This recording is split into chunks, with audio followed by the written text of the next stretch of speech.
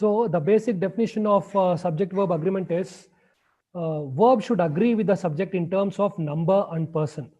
Okay, if the subject is singular, verb should also be singular. Again, whether the subject is singular or plural depends on the nouns. That's what I said. Verb should agree with the subject in terms of number, whether it is a singular subject or a plural subject. Person, whether it is a first person, second person, or third person.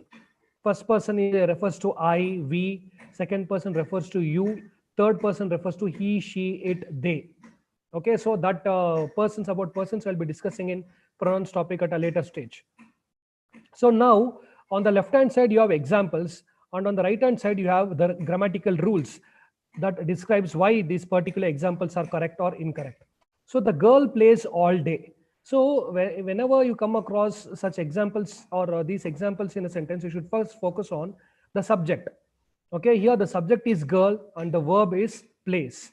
So the girl is singular, therefore use a singular verb. And you see in the second part of the sentence, it says the girls play. So here, just because you should always keep one thing in mind, the rules in English are not sacrosanct. So the general rule is if you add s to any word, singular word, it becomes plural, but not in all the cases. Though you have added s here to play, it is not plural, it is a singular verb. Though there is no s in play here in the second example here, second sentence, it is not singular, it is plural. So subject verb agreement relates to number agreement, singular or plural, between the subject and the verb that follows it. So the girl is singular verb, plays is girl is singular noun, plays is singular verb. In the second sentence here, the girls plural verb and play plural noun and play is plural verb. The girl played all day. So just like how we have exceptions in traffic rules, similarly in grammar also we have certain exceptions. In traffic movement, for VIP movement there are exceptions. For emergency ambulance there are exceptions. For police there are exceptions. Similarly in grammar also there are certain exceptions. This is the main rule that I said. It is the singular verb, singular subject should have a singular verb. The girl played all day. The girls played all day. Subject verb agreement. First, agreement only applies when the verb is in the present tense. So this is very much important. Agreement comes into picture when the verb is in present tense. In the past tense, there is no overt agreement between the subject and the verb. So one thing you should remember, for the subject verb agreement to happen, the sentence should be in present tense. Whereas here, the sentence is in past tense. Therefore, it doesn't matter. I play all day, we play all day. So I is first person in singular, we is second person in plural. You can't say I plays. You can't say we plays. So it has to be play only. Agreement applies only to the third person subjects. There is no distinction between a first person singular subject and a first person plural subject. So agreement applies only to third person. So we refers to third person. We refers to they, he, she, it. There is no distinction between the first person singular subject and the first person plural subject. So I here is the first person singular, we here is the first person plural. So one thing there are two exceptions. One is subject verb agreement does not apply in past tense. Second is it does not apply in third person. Singular subjects need singular verbs, plural subjects need plural verbs. He and his friends are at the fair. This rule is not followed when two nouns refer to the same object. The wicketkeeper and the captain was given the man of the match award. When subject of a sentence is composed of two or more nouns or pronouns connected by and, we use a plural verb. So this is known. This is the easiest one. He and his friends. Here we have two subjects. So he is one subject, his friends is one subject. Therefore, we are using the plural verb are. Then the wicketkeeper and the captain was given. Is the sentence correct? Was given the man of the match award. One thing you should understand, the wicketkeeper and captain was given the man of the match. Are we talking about two people here, or are we talking about only one person who is both a wicketkeeper and a captain? How can you say that this person, there are two people? Only when you have the captain. So when you have the wicketkeeper and the captain, then the meaning conveyed here is there are two people here. Since the is not mentioned, it refers to both. For example, like Mr. MS Dhoni, he was wicketkeeper as well and also the captain. Therefore, it is referring to same person. When you are referring to the same person, this entire subject is considered as one. The wicket keeper and captain is considered as one. Therefore, you use a plural verb, sorry, singular verb, was. The same goes with idli and vada. Idli and vada is my favorite dish, I say. So though idli is separate, vada is separate, I'm talking about one concept of idea. One concept or idea, that is breakfast. Therefore, I say idli and vada is my favorite food. I don't say are my favorite food, because though we have joined two nouns with and, it is referring to a same idea. Then the paper or the pencil is in the desk. So this is also important. Or means what? Any one of the two. When any one of the two, though we have mentioned two subjects, paper is one subject, pencil is another subject. Though we are mentioning two subjects, we have used or, which means any one of the two. Therefore, you have to use a singular verb, that is. When two or more singular nouns or pronouns are connected by or nor, we use a singular verb. Shivin or his friends run every day. His friends or Shivin runs every day. Okay, so again, the verb agrees with the subject closest to it. See, friends run, Shivin runs. Look at the change in the verb run here. When it is in plural, it uses a plural verb. When it is singular, when you are focusing on Shivin, it is focusing on only on that person. When a compound subject contains both a singular and a plural noun or a pronoun joined by or nor, the verb should agree with the part of the subject nearer to the verb. That is what I said. Verb agrees to the subject closest to it. She does not like it, they don't like it. Does not is contraction of does not, doesn't is contraction of does not, and should be used only with a singular verb, singular subject. This is very much important. Doesn't means singular. We use it only with singular subject. Don't is a contraction of do not and should be used only with plural. So when do you use don't and when do you use doesn't? Doesn't mean singular. Remember this S. S here means singular. Don't use it with plural. The exception to this rule appears in the case of the first person and second person pronouns I and you. With these pronouns, the contraction don't should be used. So though here it is said singular, there is an exception, that is with first person I and you, first and second person.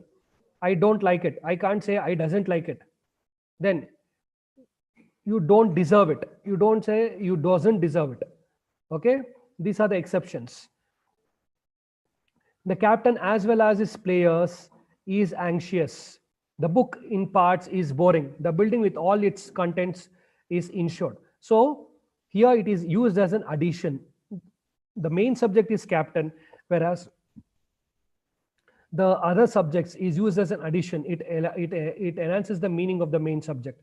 Therefore, this entire thing is considered as one. A phrase between the subject, and whenever you use expressions like as well as, in, with all, you use a singular verb. A phrase between the subject and the verb should not be misleading. The verb agrees with the subject, not with the noun or pronoun in the phrase. So it refers to the main subject. Each of these books is good. Everybody knows him. Either is correct. Each one, either, neither, everyone, everybody, anybody, somebody, nobody, someone, and no one are singular and require a singular verb. Each, when I say each, though there could be 100 people or 100 books. Okay? When I mention each, it means I'm focusing on one. Therefore, the verb should be singular. The news is on at 8. Nouns such as civics, mathematics, rupees, and news require singular verb. The news is at 8. Okay. 500 rupees is a lot of money. Rupees are often used instead of rupias in Nepal.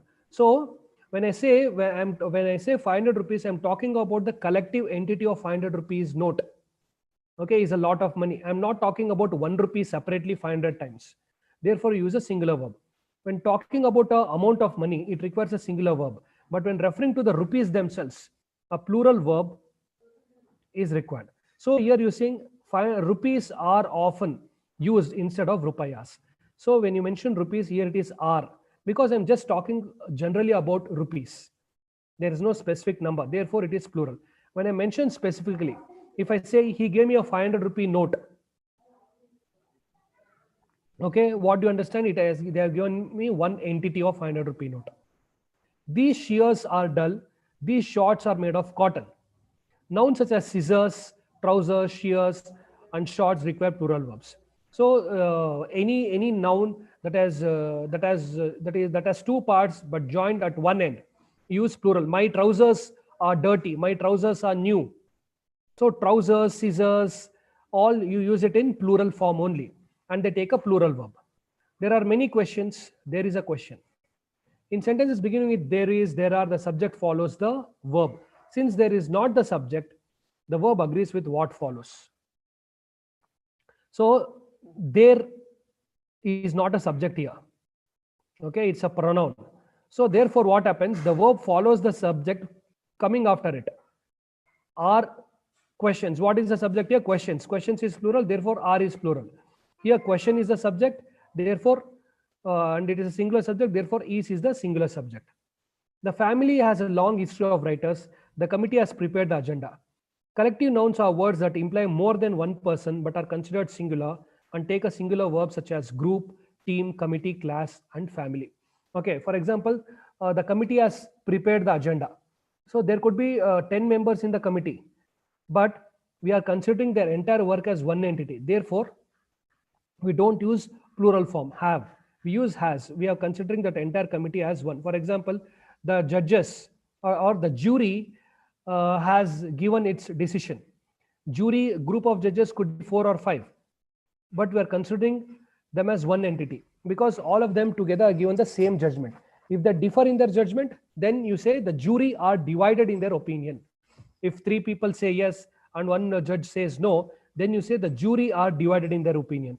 Otherwise, you say the jury is united in their opinion.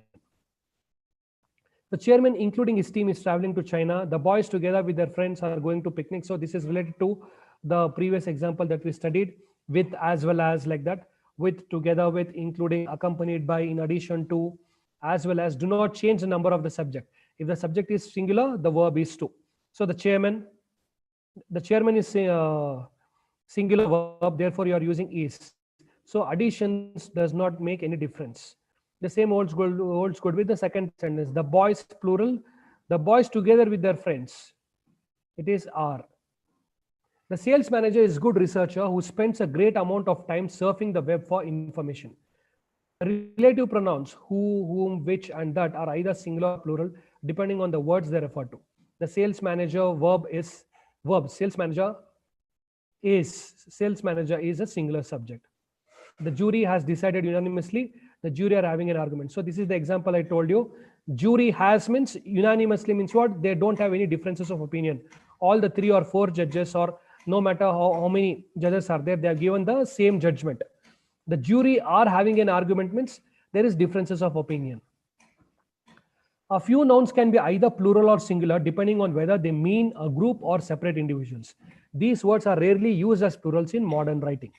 One of the boxes is open. Another important thing, one of. Whenever you use the expression one of, the verb should be singular. Okay? You can't say one of my friends. One of my friend is an engineer. Which sentence is correct? One of my friend is an engineer or one of my friends is an engineer.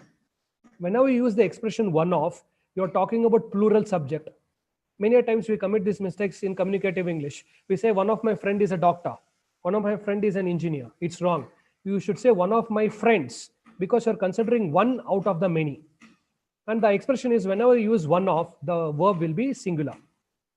The people who listen to music are few. Do not be misled by the phrase that comes between the subject and the verb. The verb agrees with the subject, not with the noun or pronoun in the phrase. Neither John nor Abraham is available. So the same repetition, whenever you come across expressions like either or neither nor, it is one only. Use a singular verb. Either Vipasha or Neelam is helping today with stage. 2 singular subjects connected by either or neither or nor require a singular verb. Neither she nor I am going to festival. This is very much important. Many times we commit this mistake. Okay, in verbs, if you refer to verbs video, there I have explained the primary auxiliaries and the modal auxiliaries. So to be form, am comes under to be form of the primary auxiliary. Am, is, are. So whenever you use expression, you say I am. So I have seen in students committing a lot of mistakes like this whenever they write mails to me. They say I, student of B section or L section, is suffering from fever.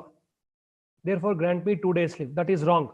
Whenever you use the expression I, no matter whatever phrase you include between, like say student of B section or L section, it should be followed by am. Okay, it is not is. When or is one of the two subjects connected by either or neither or nor, put it second and follow it with the singular verb am. Okay, so as I said, the verb follows the subject nearest to it. 50% of the pie has disappeared. Pie is the object of the preposition of. 50% of the pies have disappeared. One third of the city is unemployed. People are unemployed. All of the pie is gone. All of the pies are gone. Some of the pie is missing. Some of the pies are missing. With words that indicate portions, percent, fraction, part, majority, some, all, none, remainder, and so forth, look at the noun in your off phrase. Object of preposition to determine whether to use a singular or plural verb. If the object of the preposition is singular, use a singular verb. If the object of preposition is plural, use a plural verb. So this is what you have to focus. What noun follows after of? All of the pie. Pie is singular, therefore use is. Pies plural, therefore use are. $10 is a high price to pay. 5 years is the maximum sentence for that offense. Use a singular verb with sums of money or periods of time. Here we are not considering $10 separately, like $1 into 10. We are considering entire $10 as one entity. Therefore, we are using is. The same holds good with 5 years. We are not separating each year separately, 1 year into 5. Okay, we are considering entire 5 years as one entity. The girl plays all day. The slaughter of pandas for their pelts have caused panda population to decline drastically. The slaughter of pandas for their pelts has caused the panda population to decline drastically. So here they have used the slaughter of pandas for their pelts have, has. Here it is have, here it is has. So this is correct. Why? Word groups often come between subject and a verb. These word groups may contain a noun that at first appears to be subject. Identify the word group between the subject and the verb in order to isolate the noun. Thus, the subject is slaughter and not pandas or pelts. So this is the slaughter. See, it is called as a noun phrase.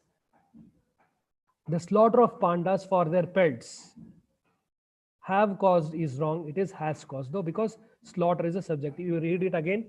Words often come between the subject and the verb. These word groups may contain a noun that at first appears to be a subject. Identify the word group between the subject and the verb in order to isolate the noun. So you should identify the word group between the subject and the verb. So the word group is this, of pandas for their pets. So here the subject is slaughter and not the pandas. Then the chief minister as well as his principal secretary was shot. If a customer buys a burger, he or she has to pay service tax. If a customer buys a burger, they have to buy a parking ticket. Okay. Phrases beginning with prepositions as well as in addition to, accompanied by, along with, do not make a singular subject plural. So, though you have mentioned the chief minister as well as, so again it's an extension of another example of the previous examples that we discussed. With words like as well as, okay, the verb is always singular because the chief minister was shot. The chief minister is the main subject here. If a customer buys a burger, he or she has to pay. So here it is. Another rule is when you have used or, the verb is singular, has. Buys a burger, they have to buy a parking ticket. So here you have mentioned he or she, means 1 out of 2. Here it is plural, it is they. So depending on the context, you use the verb there. So the basic understanding is verb should agree with the subject in terms of number and person. So you should have clarity regarding the pronouns, first person, second person, and third person, and the nouns also, singular, plural noun. So, and always you should take into consideration these exceptions, okay? And the verb should agree with the subject in terms of